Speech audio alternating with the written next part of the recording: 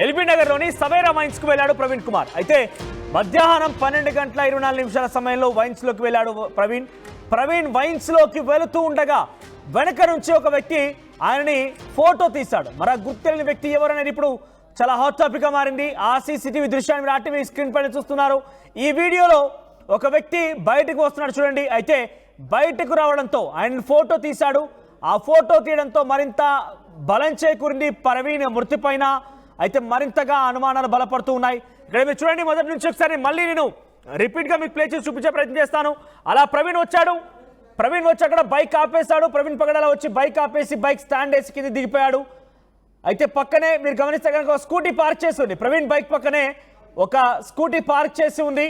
అది ఇక్కడ ఎగ్జాక్ట్గా ఒకవేళ చాలామంది అనుమాన పడుతున్నారు. ఇక్కడ అసలు ప్రవీణే కాదంటున్నారు, కానీ ప్రవీణే అని చెప్పి చాలామంది అనుకుంటున్నారు. ఏదేమైనా కూడా ప్రవీణ్గా చెప్పబడుతున్నటువంటి ఈ వ్యక్తి అక్కడ బైక్ స్టాండ్ వేసి దిగిపోయాడు.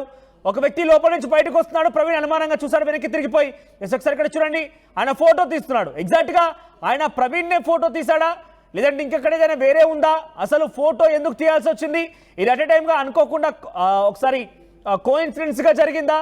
అసలు ఏం జరిగి ఉంటుంది? నిజంగానే కనుక ప్రవీణ్ని ఫోటో తీయాలనే ఆలోచన కనుక ఉండుంటే మళ్ళీ తిరిగి లోపలికి వెళ్ళిపోయి కూడా తీసేవాడు. కానీ ఆయన సడన్గా అలా వచ్చాడంటే ముందుగానే ప్రవీణ్ అక్కడికి వస్తాడనే విషయం ఆయనకు తెలిసిందా? ఇలా అనేక క్వశ్చన్స్ రేజ్ అవుతున్నాయి. అసలు ప్రవీణ్ పగడాలని ఫోటో తీశాడా? ఒకటి, అసలు ప్రవీణ్ పగడాల ఆ సమయానికి అక్కడికి వస్తాడని చెప్పి ఆ వ్యక్తికి ఎలా తెలిసిందనేది రెండు. ఒకవేళ ప్రవీణ్ పగడాలనే ఫోటో తీశాడా, ఇంకెవరైనా ఫోటో తీశాడా?